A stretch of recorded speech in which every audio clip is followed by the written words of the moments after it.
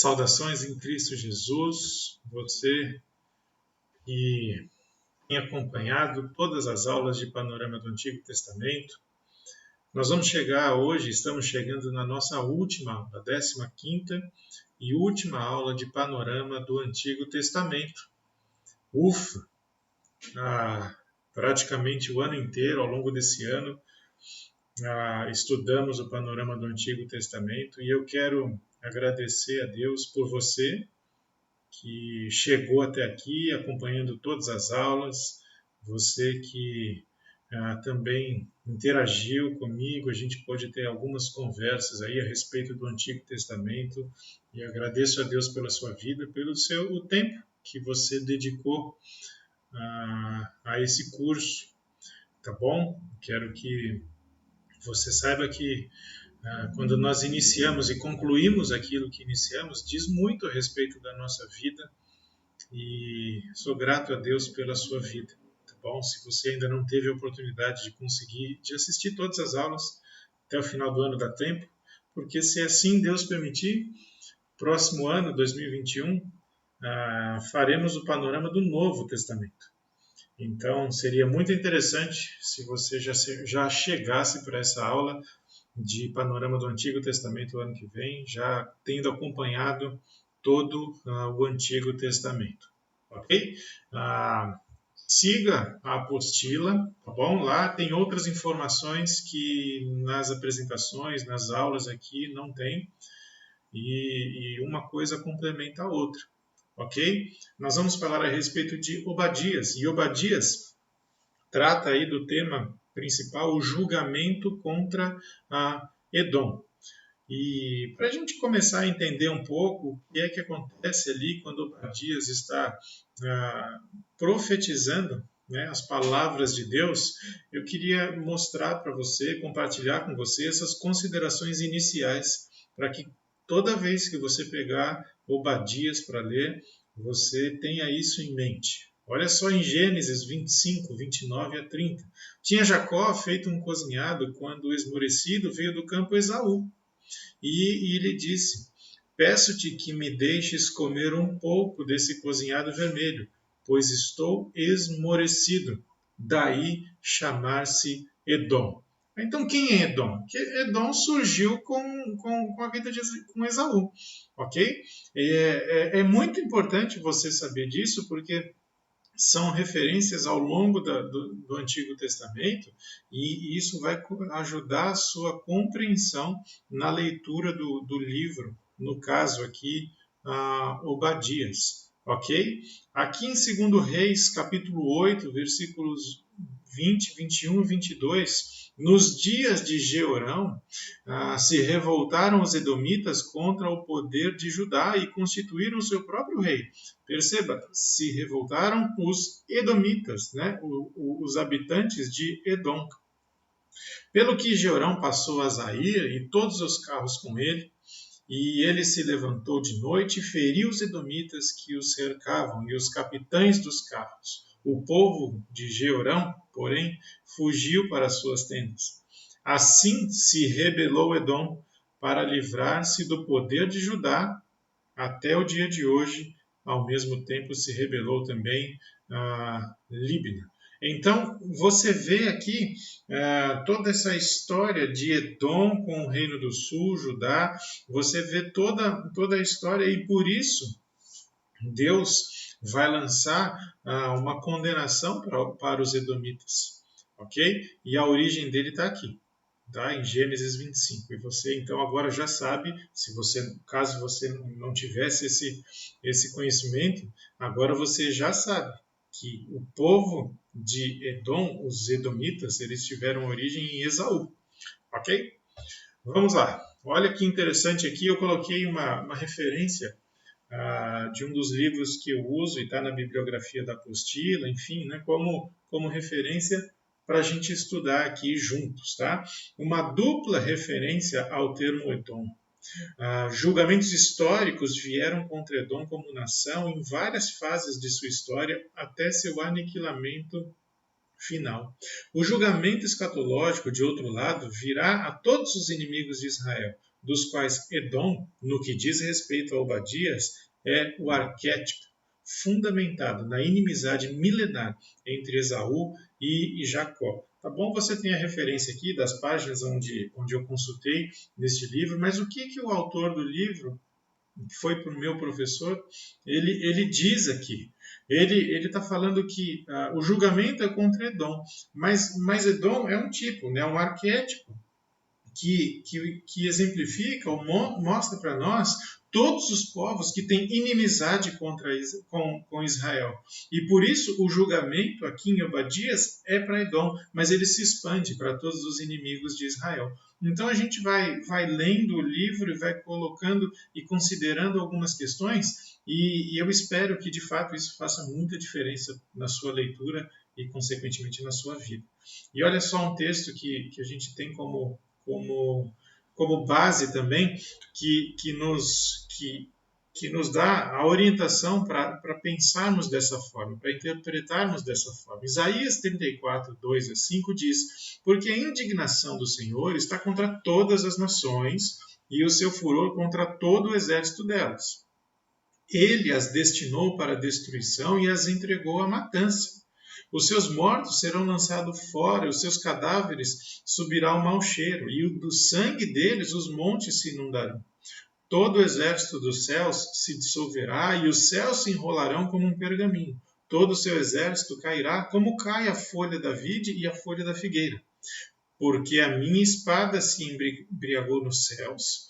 Eis que, para exercer juízo, desce sobre Edom e sobre todo o povo que destinei para a destruição. Então, Edom, como ele está na origem, né, na crise ali de Jacó e Esaú, ele acaba se tornando, então, o arquétipo para a gente perceber do que vai acontecer com as nações que são inimigas do povo de Deus. Ok? Por isso, o julgamento contra Edom. Vamos olhar aqui o texto, o versículo-chave de Obadias, tá bom? Versículo 18, porque só tem um capítulo. A casa de Jacó será fogo e a casa de José chama. E a casa de Esaú, tá vendo? Edom, restolho. Aqueles incendiarão a este e o consumirão. E ninguém mais restará da casa de Esaú, porque o Senhor falou. Então, os israelitas consumiriam os edomitas como fogo. E o fogo, você sabe muito bem que ele é usado no Antigo Testamento e mencionado como uma ferramenta em que ela executa o juízo divino. Tá? Você vê isso no Antigo, depois do Novo Testamento, em que o fogo, muitas vezes, ele representa isso. Tá?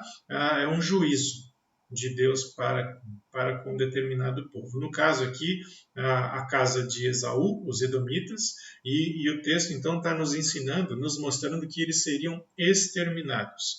Tá? E aqui está destacado, o Senhor o falou. Então, se o Senhor falou, você não precisa ter dúvida. E o povo, na época que viveu no período do profeta Obadias, não deveria ter dúvidas de que isso aconteceria. Ok? Então, para nós pensarmos e refletirmos a respeito do que acontece com as nações que são inimigas do nosso Deus. Tá? A casa de Jacó, em contraste, refere-se ao reino do sul. Esta predição terá cumprimento final durante o julgamento das nações após a segunda vinda e antes que o governo messiânico de Cristo no milênio comece. Yahvé, ou Deus, novamente garantiu a exatidão dessa profecia com sua própria palavra falada, e aqui ele menciona os versículos 4 os versículos 4 e 8 de Obadias. O que é que ele está dizendo? A mesma coisa que a gente tem desenvolvido no raciocínio aqui, tá bom? É isso que Deus falou, que os edomitas seriam exterminados, vai ter o seu cumprimento final no julgamento das nações. Por isso que ele é direcionado para Edom, mas também ele se expande para as outras nações. E olha só os versículos 4 e 8 de Obadias. Se te remontares como águia e puseres o teu ninho entre as estrelas, de lá te derribarei, diz o Senhor. E o versículo 8, não acontecerá naquele dia, diz o Senhor, não acontecerá naquele dia, diz o Senhor, que farei perecer os sábios de Edom e o entendimento do monte de Esaú. Então, é um julgamento para Edom, mas também é um julgamento que se expande para todas as nações que são inimigas do nosso Deus. Okay? Obadias, então, ele profetizou a queda de Edom como parte de um julgamento maior associado com o dia do Senhor. O dia que o fogo do Senhor descerá e será um período de juízo para aquelas nações, para aquelas pessoas que são inimigas do nosso Deus. Ok? Falamos um pouquinho de Obadias, agora entramos em Ageu. E Ageu já faz parte dos profetas pós-exílicos, ok? Conforme a apostila. Dê uma olhada lá na apostila, você tem toda uma ordem cronológica ali dos profetas e qual período da história de Israel eles pertencem. Por isso que eu tenho feito as aulas montadas e separado os profetas menores, não na ordem que está na nossa Bíblia, ok? E Ageu vai falar da construção do templo.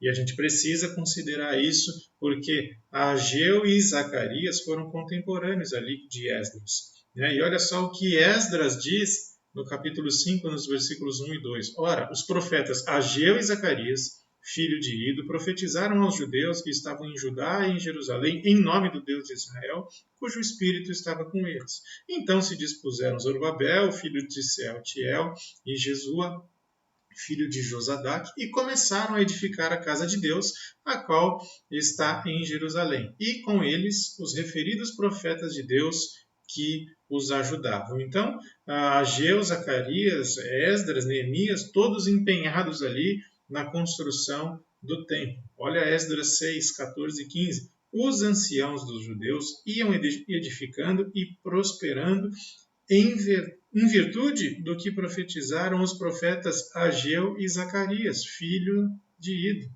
Então, edificaram a casa e a terminaram segundo o mandado de Deus de Israel e segundo o decreto de Ciro e Dario de Artaxerxes, rei da Pérsia. Acabou-se esta casa no dia 3º do mês de Adar, no 6º ano do reinado do rei Dario. Então, você tem aqui, é importante de novo, você olhar Ageu, olhar Zacarias, sabendo do período em que eles estão inseridos, e quando você vê as narrativas ali de Esdras e Neemias também, você percebe que tem profeta agindo, então eles estão envolvidos ou inseridos no mesmo contexto. Ok? Então, a importância do templo. Por que era tão importante construir o templo ali em Jerusalém? Porque o templo ele era a referência, ele era o local para adoração no sistema religioso judaico. Sem um templo, você pode travar todo o sistema religioso, porque não vai oferecer sacrifício, não tem muitas coisas, não tem como se reunir, e porque a religião, o sistema religioso judaico, ele requer um templo, um local para adoração. E isso você vê inclusive nos dias de Jesus. Né? Jesus ia regularmente ao templo. E muitas dos debates e conversas que aconteceram entre Jesus e os fariseus ali, aconteceram aonde? No templo. Então, era o local para a adoração. Por isso existe essa ênfase e tanta importância do templo no sistema religioso judaico. Ok? Você sabe aqui então que Herodes o Grande ele remodelou o templo que se tornou o foco do ministério de Jesus. Tá? Então Jesus atuava muito, muito no templo. Ok? E por isso a importância dele. Vamos olhar aí os versículos 7 e 8 do capítulo 1 de Ageu, que é basicamente o texto-chave ali do profeta Ageu. Assim diz o Senhor dos Exércitos: considerai o vosso passado. Subi ao monte, trazei madeira e edificai a casa. Dela me agradarei e serei glorificado, diz o Senhor. Então, no início do capítulo 1, nos versículos ali anteriores, o Senhor repreende os israelitas, você pode ler aí, versículos 4, 5, 6, ele repreende os israelitas porque eles estão priorizando conforto material, E, por outro lado, eles acabam negligenciando a vida espiritual. Tá? Então, o povo parou de dar frutos espirituais. O povo deixou a vida espiritual, no caso a religião, de lado. E por isso, então, o povo é exortado a retomar a reconstrução do templo, para que Deus seja glorificado, inclusive na vida deles. Então, você vê o risco que nós corremos hoje, né? Que muitas vezes, em detrimento aí, muitas vezes porque nós vamos adquirindo e obtendo, e Deus vai nos dando oportunidades de desfrutar de muito conforto material, nós corremos o risco, e você sabe que corre mesmo, de negligenciar a vida espiritual. Você coloca um em detrimento da outra. E nada contra você ter conforto material. Se Deus permite isso, usufrua disso, mas com sabedoria e equilibre as coisas. Ok? A reconstrução do templo demonstraria para outras nações que o Deus de Israel era digno de adoração. Perceba o contexto mais amplo aqui, em que as nações vizinhas, e cada uma com o seu Deus, e cada uma com o seu estilo de adoração, e cada uma com o seu templo, elas iam observar que o povo de Israel estava empenhado na reconstrução do templo e imediatamente eles iam relacionar com a importância do Deus que eles servem. E hoje não é diferente, porque você e eu, nós dedicamos nossa vida a Jesus Cristo, ao nosso Deus, e à medida em que nós nos entregamos e priorizamos agradá-lo nos nossos relacionamentos, por exemplo, pessoas que não conhecem a Deus vão perceber que o nosso Deus é digno de adoração por conta do quanto nós nos empenhamos em buscar agradá-lo com as nossas vidas, com tudo o que diz respeito à nossa vida. Então, o contexto ali de Ageu não é tão diferente do que de hoje, no que diz respeito ao relacionamento com Deus e o impacto que isso pode causar na vida de outras pessoas. Tá bom? Então pare e pense. O povo era culpado. Tá? O povo era culpado por causa do conflito de interesses. Eles estavam prosperando.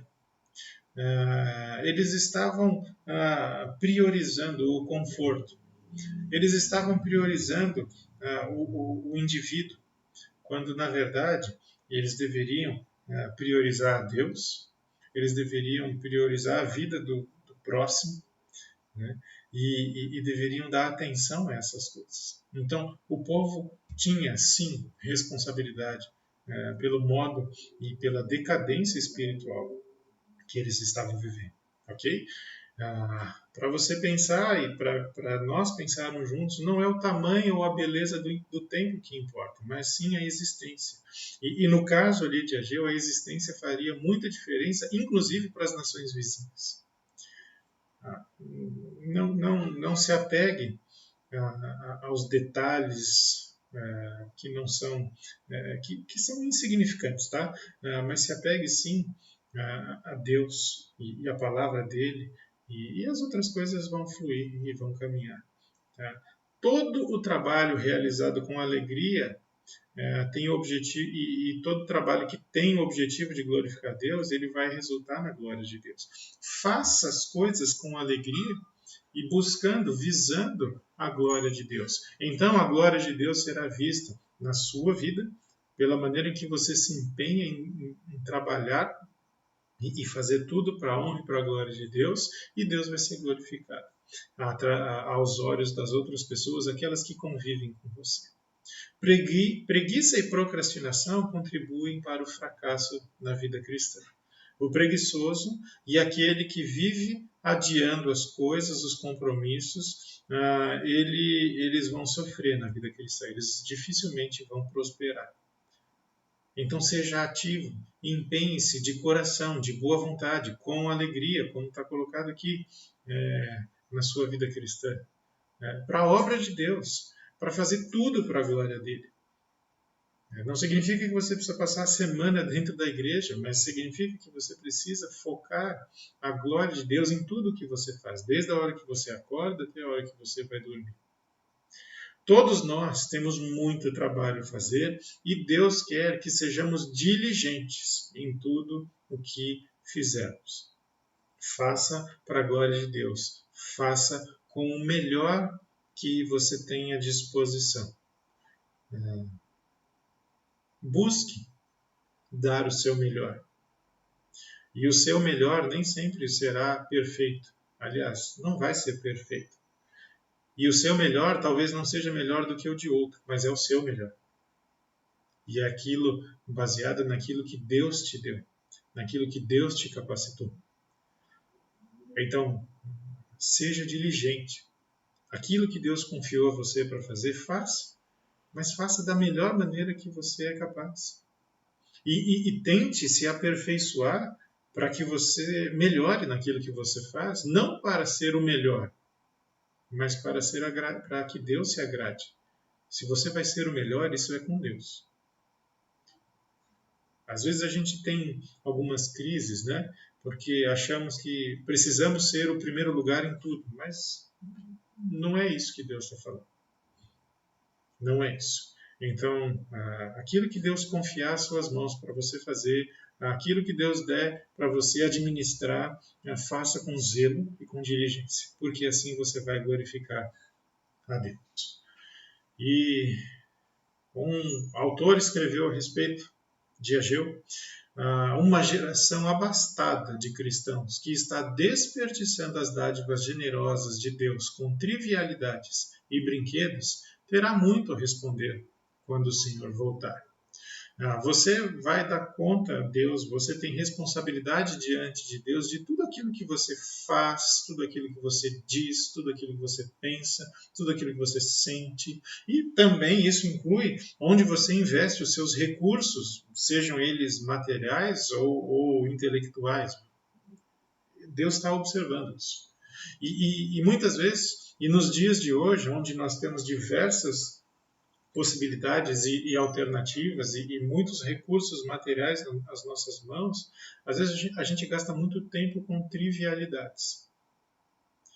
E tudo que a gente quer é trocar de brinquedo a cada ano, para que tenhamos um brinquedo atualizado e novo, quando na verdade o foco deveria ser pegar esse brinquedinho e usar ele para a honra e para a glória de Deus, independente do modelo, independente da idade dele. Então pense nisso. Pense se você faz parte dessa geração que está desperdiçando as dádivas generosas de Deus com trivialidades e brinquedos. Tá? Assim como lá no passado, quando o povo de Israel saiu do Egito e pegou os recursos de Deus para fazer um bezerro de ouro, muitas vezes nós pegamos os nossos recursos e fazemos para nós, ou compramos para nós, bezerrinhos de ouro, que substituem o lugar de Deus no nosso coração. Tome cuidado, tome cuidado. Zacarias, de novo, agora o Messias e o templo. Agora Zacarias ele vai focar um pouco mais na figura do Messias, ok? Então, olha só que interessante o nome Zacarias. A junção de duas palavras, o Senhor e Zacar, que é lembrar. Então, o nome Zacarias é o Senhor se lembra. E esse nome transmite, sim, muita esperança para os leitores, porque para o judeu, Zacarias tem esse significado. E para você, agora que já entendeu o significado, você vai saber. E porque, apesar dos desvios, dos erros, dos pecados da nação, o Senhor é fiel à aliança que ele fez com seu povo, ele é fiel às promessas que ele fez para o seu povo, então ele se lembrará disso. Então, o Senhor se lembra é um nome que traz muita esperança para o judeu e principalmente levava muita esperança para aqueles que viveram nos dias de Zacarias. Porque eles olhavam para aquele nome e eles se lembravam de que Deus se lembra. E por pior que você esteja, por mais difícil momento que você viva, o Senhor se lembra.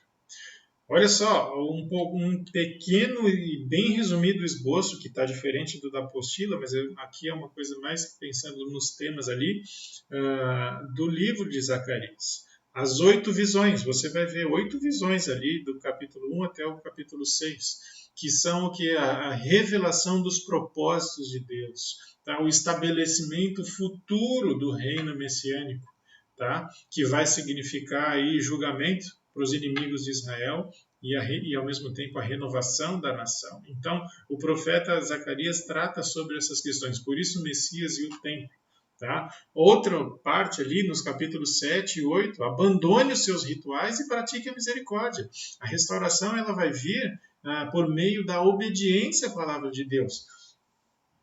Deus, e já no Antigo Testamento, explicava para eles, a lei tem que ser impressa no coração, você precisa me obedecer com alegria para fazer as coisas com a consciência de que eu sou glorificado. Não é simplesmente levar um animal para ser ofertado.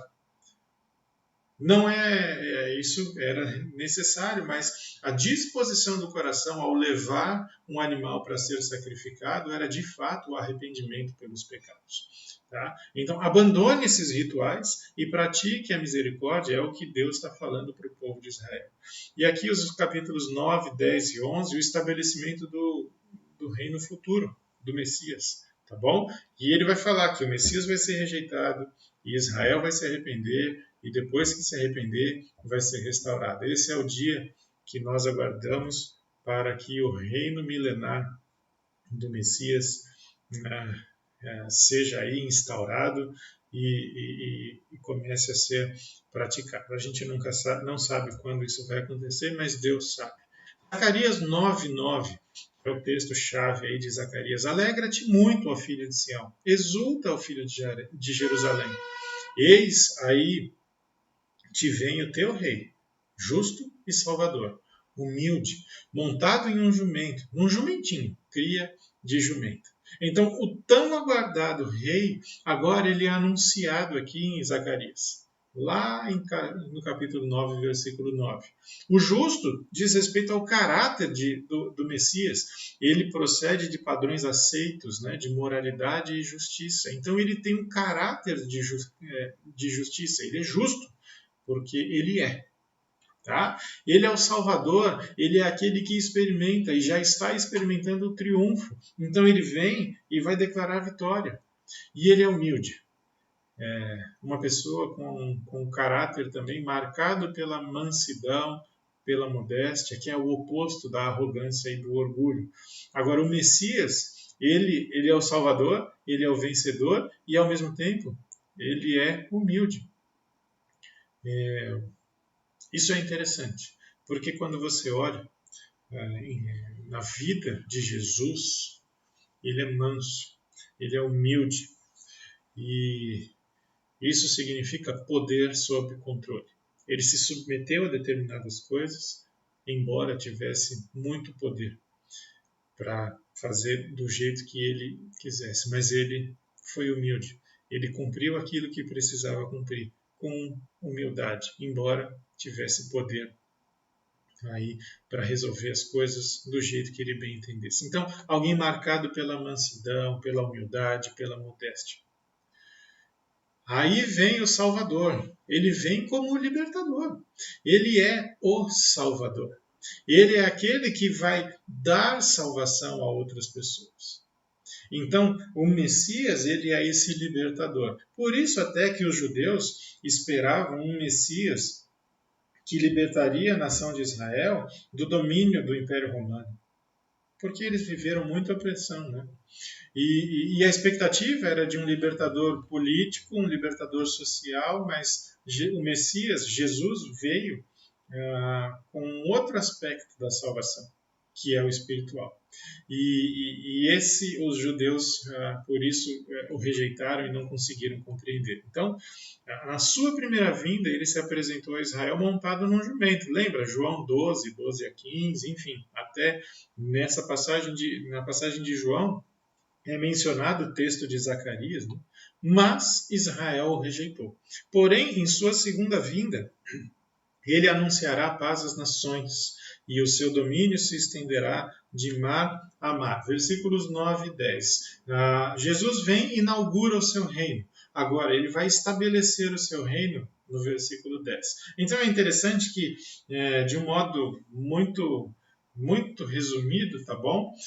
Você vê que o intervalo do versículo 9 e 10 de Zacarias, né? Zacarias 9 e Zacarias 9, Zacarias 9:9, Zacarias 9:10, nesse intervalo estamos nós, o período da igreja, porque ele veio, ele veio para Israel, se apresentou a Israel montado num jumentinho, e depois, agora, ele vai voltar para estabelecer o seu reino, que é o versículo 10. Então, ele inaugurou o seu reino na primeira vinda e ele estabelece o seu reino na segunda vinda. E nós estamos exatamente no meio dos versículos 9 e 10, pensando cronologicamente. Ok? Pense nisso também quando você estiver lendo Zacarias, tá? E a paz mundial depende do Salvador e da sua salvação. Tudo aquilo que nós precisamos, nós vamos encontrar no Salvador e na sua salvação. A paz, toda a paz que nós precisamos, vamos encontrar somente em Jesus Cristo. E por fim, Malaquias, um grande ponto de interrogação. E aí? O que virá? O que será? É um grande ponto de interrogação. Vamos lá, considerações aqui para você ler Malaquias com muita calma na sua casa e perceber as condições espirituais ali do povo de Israel, tá bom? Como era descrito ali em Esdras e Neemias, nós temos a semelhança dos dias no período de Malaquias, tá bom? Casamentos mistos, negligência no sustento dos sacerdotes, opressão dos pobres, vida familiar deplorável e uma adoração superficial. Então Malaquias vem e ele profere uma mensagem aqui de que o povo precisa colocar em ordem as suas prioridades. E o povo precisa viver de acordo com os critérios da aliança do Senhor. Você vê ao mesmo tempo em Malaquias uma apatia profunda, mas Deus oferecendo a restauração plena para o povo. Você vê por um lado a apatia e do outro a restauração que Deus oferece. E me parece que eu estou falando aqui dos dias de Malaquias, né? Mas não, você consegue perceber a semelhança com os nossos dias? Então parece que não mudou muito, né? Casamentos mistos, negligência no sustento dos sacerdotes, opressão dos pobres, uma vida familiar deplorável, o valor da família foi perdido ao longo da história e uma adoração superficial. Malaquias trata de tudo isso.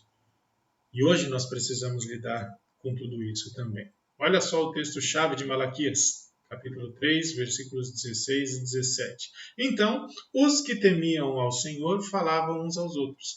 O Senhor atentava e ouvia. Havia um memorial escrito diante dele para os que temem ao Senhor e para os que se lembram do seu nome. Eles serão para mim particular tesouro. Naquele dia que prepararei, diz o Senhor dos Exércitos, poupá-los-ei como um homem poupa a seu filho que o serve. Olha que interessante, os que temiam ao Senhor, falavam uns aos outros, e o Senhor atentava e ouvia. Por mais que o povo estivesse numa situação religiosa, uma situação espiritual fraquíssima, tá? Os que temiam ao Senhor, porque haviam aqueles, eles falavam e o Senhor ouvia.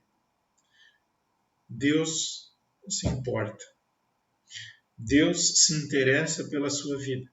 Deus está atento com aquilo que você pensa, com aquilo que você diz, com aquilo que você faz, com os eventos da sua vida. Deus se importa. Por mais apático que você possa estar, uma vez que você pertence a Ele, a sua apatia é vista pelo Senhor. E aquilo que você fala é visto e o Senhor presta muita atenção. Ele se atenta para tudo aquilo que você diz. Ele não te abandonou, ele não te deixou ao léu, ele cuida de você. Ele está prestando atenção, ele está vendo. Ok? E ele chama aqui desse povo de particular tesouro, que é uma riqueza acumulada, é o segolá. Ele é o tesouro particular. Ok? Ele é uma propriedade. E ele é uma propriedade que é muito bem cuidada, porque é uma riqueza acumulada, né? E é um tesouro particular. Ele pertence a alguém, ele tem dono, não é para qualquer um. Então pare e pense. O Senhor, ele se inclina para ouvir. Ele presta atenção na sua vida, ok? Não se esqueça disso. Ele está atento à sua vida. Quer você esteja vivendo dias bons, quer você esteja vivendo dias maus, ele está atento e ele se inclina para ouvir. Não é só em Malaquias que você vê isso. O Senhor jamais, jamais se esquece daquele que ele ama. Se ele te ama e ele te ama, ele não se esquece de você. E em Malaquias tem uma verdade a respeito de Deus, né, que diz: eu, o Senhor, não mudo, eu não sou instável como vocês. Eu sou retilíneo, eu tenho estabilidade, eu não sofro variação alguma. Então, da mesma maneira que em Malaquias Deus falou que estava atento, ouvia o que o povo falava entre si, ainda é hoje, porque ele não muda. Ok? Capítulo 3 de Malaquias. O Senhor chama o seu povo de particular, tesouro, propriedade exclusiva, porque nós pertencemos a Ele e somos dele. Isso deve nos animar, deve nos encorajar, porque como somos dele, Ele cuida de nós. E uma coisa para você pensar, diferente das pessoas que não temem a Deus, você que teme o Senhor vai desfrutar da presença dele eternamente. Pessoas que não reconhecem a Deus, pessoas que não levam Deus a sério, pessoas que não temem a Deus, elas não vão passar a eternidade com Ele, a não ser que elas venham, que elas passem a temer a Deus, que elas se convertam a Deus. Mas você que teme o Senhor, que leva Deus a sério, vai desfrutar da presença dele eternamente. Javé, ou Deus, atentará para o lamento do remanescente fiel de Israel e separará os justos dos ímpios no dia do juízo. Fique tranquilo, porque Deus está cuidando de você, Ele está observando a sua vida, e uma vez que você leva Ele a sério, que você desfruta de um relacionamento com Ele, tenha certeza de que lá na frente você vai ser separado, já é separado para Ele e vai desfrutar da eternidade com Ele. Ok? Com isso, nós encerramos não só essa aula, a 15ª, mas também encerramos todo o nosso curso de Panorama do Antigo Testamento. Muito obrigado pelo seu tempo, muito obrigado pela sua atenção, obrigado por aqueles que interagiram comigo ao longo desse ano, fazendo perguntas, esclarecendo dúvidas, e que Deus te abençoe. De novo, terminar aquilo que foi iniciado ao longo desse ano, com tantos desafios, diz muito sobre uma pessoa. Então eu sou grato a Deus por você que teve a paciência de me ouvir, que teve a paciência de esperar as minhas respostas, e que Deus te abençoe. Até a próxima. E a próxima, se Deus permitir, é em 2021, com panorama do Novo Testamento. Ok? Muito obrigado. Que Deus continue abençoando você e a sua família.